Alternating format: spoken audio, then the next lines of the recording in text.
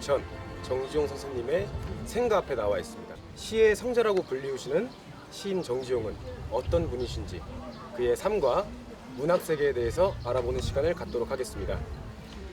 지용회 회장님과 대한언론인회 임종건 이사님을 모셔서 이야기를 한번 해보도록 하겠습니다. 네, 안녕하십니까? 안녕하세요. 안녕하십니까?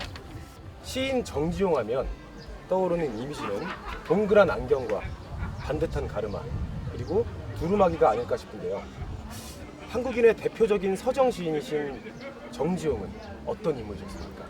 정지용 시인은 한국 현대시의 아버지다. 네. 그렇게 평가가 되고 있는 분입니다. 즉 우리 시를 그야말로 서구적인 수준, 세계적인 수준으로 끌어올린 그런 시인이다. 그렇게 평가되고 있죠. 또 한국 현대시의 바탕을 놓으신 분입니다. 지용 선생 그 슬하에서 많은 시인들이 배출이 됐는데 그 가운데서 특히 그 청록파로 이름되는 박두진, 박목을, 조지훈 이런 분들이 당시 문장지에서 그 정지용 선생의 추천을 받아서 등단을 했죠. 그 청록파 3인을 비롯해서 그 이한직 선생이라든지 이런 많은 그 시인들이 그 뒤에 한국 문학에 초석을 놓았기 때문에 지용 선생은 그야말로 한국 현대 시를 낳으신 우리의 시의 아버지시다. 그렇게 말씀드리는 게 옳겠습니다. 시의 아버지. 그 당시의 시대적 배경은 좀 어떻습니까? 지용 선생님은 1902년생이시거든요. 그러니까 태어나서 뭐 이제 철이 들 만한 나이에 말하자면 식민지가 됩니다. 나라가 되고 그리고 이제 36년간의 엄혹한 식민지 시대를 거치고 나서 그리고 해방 혼란기가 있고 6.25 사변이 터지지 않습니까? 이제 6.25가 터지던 1950년에 돌아가셨기 때문에 그야말로 민족의 순환기를 사셨던 분이다.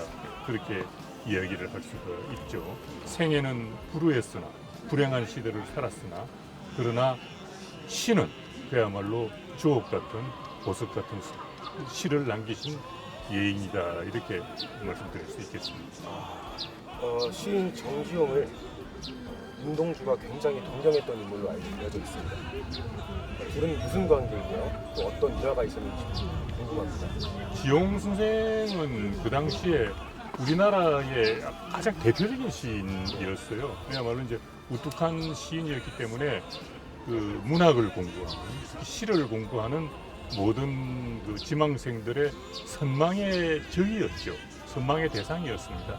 그래서 그 당시 지용 선생님이 아현동에 살고 계셨는데 그때 윤동주 시인이 그 학생 신분으로 지용 선생을 찾아뵌 것으로 전해지고 있어요.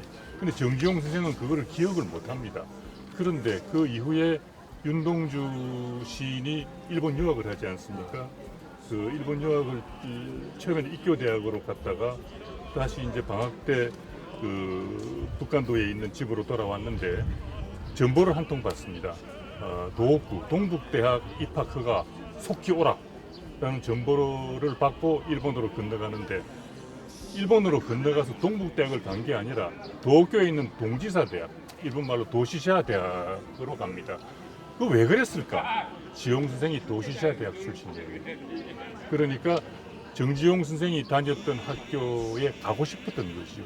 정지용 선생 앞에는 공초 오상순 선생이 동지사 대학을 나왔습니다. 그러니까 사숙하던 내가 존경하는 그 시인이 공부한 학교에서 공부하고 싶다라는 그런 열망으로 교도 동지사 대학을 가니까 윤동주 선생의 부친께서 몹시 노하셨다라는 그런 말이 있어요. 그러나 결국 나중에 받아들였지만은 그러나 거기에서 결국 돌아가시게 되니까 어떻게 보면은 시의 스승은 찾아갔는데 그것이 죽음을 찾아간 길이었다라고도 또 볼 수가 있습니다. 휘문고 시절부터 문학을 시작했다고 알려져 있는데 정지용의 문학 사랑은 어느 정도였는지 감히 제가 여쭤봐야 되겠습니다. 지용 선생은 1923년부터 시를 쓰기 시작해요. 그러니까 21살 때부터 시를 쓰기 시작하고 26년, 그러니까 24살인가? 24살 때 1920년생이니까 26년에 첫 작품이 발표가 됩니다. 카페 프랑스. 라는 작품이 학조라는 잡지에 이제 첫 발표가 되지요. 그리고 그 뒤에 이제 작품 발표가 아주 활발해지는데, 그러니까 20대 즉 일본 도쿄 유학을 전후해서부터 작품 활동이 본격화됐다고 볼 수가 있습니다. 도시차 대학에 다닐 때는 일본어로 시를 쓰셨어요. 뭐 일본 학교를 다니니까 일본어로 시를 쓰셨는데, 그걸 당시 이 일본의 대표적인 시인이었던 기타하라 하큐슈가 보고 아주 감탄을 했다라는 말이 있었죠. 그리고 지용 선생이 한국 시단에 아주 급속도로 알려진 원인 중에 하나가 바로 이 기타하라 하큐슈입니다. 왜 그런가 하니까 기타하라 하큐슈가 칭찬한 시입니다. 라는 게 그야말로 이 훈장처럼 따라다니면서 지용 선생이 그야말로 한국에서 급속도로 유명 시인이 된 그런 또 이유가 되기도 하죠. 알겠습니다.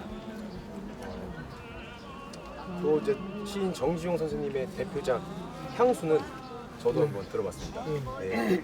국민들에게 널리 이제 애송이 되고 노래로도 작곡이 되어서 불려지는 작품 향수도, 이 시는 어떤 서정적인 표현을 담은 시입니까?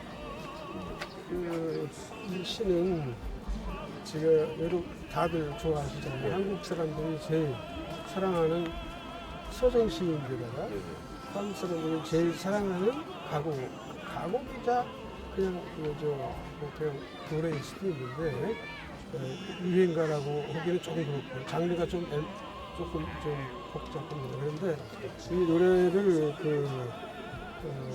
듣는 분들은 아시다시피 가수 이동원, 성악가인 박인수 씨가 둘이 그 하모니를 이루어서 김인갑씨라는 작곡가가 또 출중한 작곡가가 계셨는데, 그분이 작곡을 해서 그 성악가하고 가수가 콜라보레이션을 한 겁니다.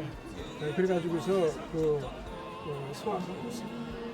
이동원 씨는 아주 성악가처럼 그렇게 고음 처리를 완벽하게 하기가 조금 어려움이 있었을 거 아니겠습니까? 그러니까 둘이 이제 그 어려운 부분은 박인수 씨가 하고 이동원 씨하고 둘이 또 합창을 하고 또 따로 부르고 이렇게 해가지고서 기가 막힌 하모니를 이루어가지고 이 노래가 유명해진 겁니다.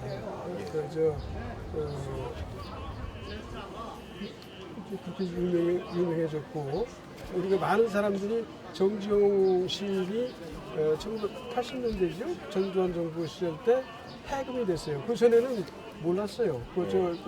시인이 있었다는 것만 알았고 전문가들만 알았지. 일반인들은 잘 몰랐던 시인이에요. 그런데 이제 그때 해금이 돼서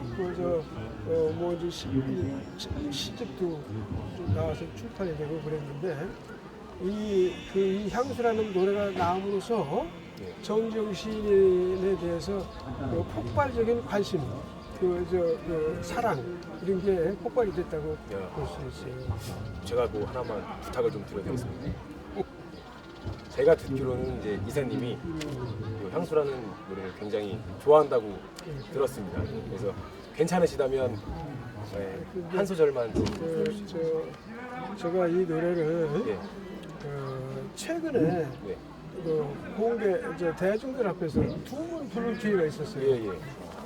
한 번은 이 시에 대해서 시를 논의하는 그런 자리에서 우연히 이렇게 또 부르게 됐고, 또 한 번은 그 작년 8월의 일입니다. 그런데 또 한 번은 지난 4월에 제가 일본에 선교 여행을 갔는데, 선교 여행 가면서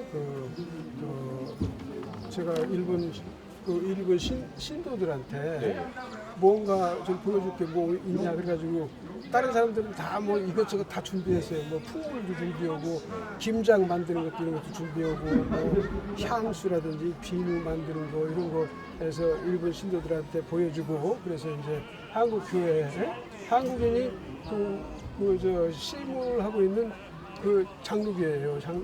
시골교회에 있는 장로교회인데 조그만 시골에 있는 시골 교회죠. 근데 거기서 그 신도들 상대로 해서 그 한국 교회를 선전하는 그런 자리였어요. 그런데 그때 제가 뭘 할 수 있냐 그래가지고서 제가 전에 작년 8월달에 이 시를 가지고 논의를 하다가 네.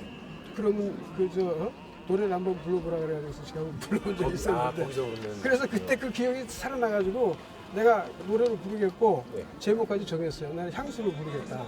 근데 지금 왜 향수를 부르냐? 이거는 지금 우리 동 회장님이 말씀하셨듯이 동지사대학이 시곡구에서 그 세종나이가를 건너가면은 그 교토가 있어요. 얼마 멀지가 않아요. 그러니까 거기 사람들도 잘 알 수 있고 이 시인이 또 일본에서 동지사대에서 유학을 했고 일본 말로 시도 썼고 그런 분이라 일본 사람들한테 잘 어울리는 사람이에요. 일본 사람들이 호감을 가질 수 있는 그런 시인이다. 그렇게 생각을 해서 내가 그 노래를 지정을 해서 그 노래를 했고 이왕 노래를 부를 바에는 일본말로 한번 불러볼까? 더 좀 이 시를 일본 사람들한테 확실하게 전달하기 위해서 예. 일본말로 불러볼까 해가지고서 일본말 번역본을 제가 찾아가지고 그거 또뭐 훈독하고 뭐 발음 이런 것도 다 찾아서 뭐 한 달 동안 열심히 연습을 해가지고 해서 불렀습니다. 그래서 제가 2번을 부른 그 역사가 있어요. 개인적으로. 그래서 내가 지금 와서 생각하면 나하고 향수부가 무슨 인연이 있으려는가 보다 하는 그런 신비한 그런 체험이랄까 그런 생각을 제가 갖고 있어요. 나하고 무슨 특별한 인연이 있는 것 같다. 근데 여기서 또 한번 불러보라고 그러니까는 편하게 붉은 벌 동쪽 끝으로 옛 이야기 지줄대는 실개천이 뒤돌아 나가고 룩배기 황소가 해설피 금빛 게으른 울음을 우는 곳 그곳이 차마 꿈에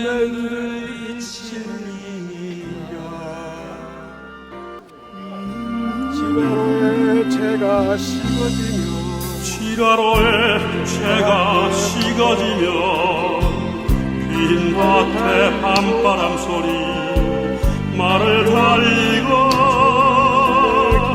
열분처럼 외겨운 늙으신 아버지가 지평에 보다 고이시던 곳 그곳이 차가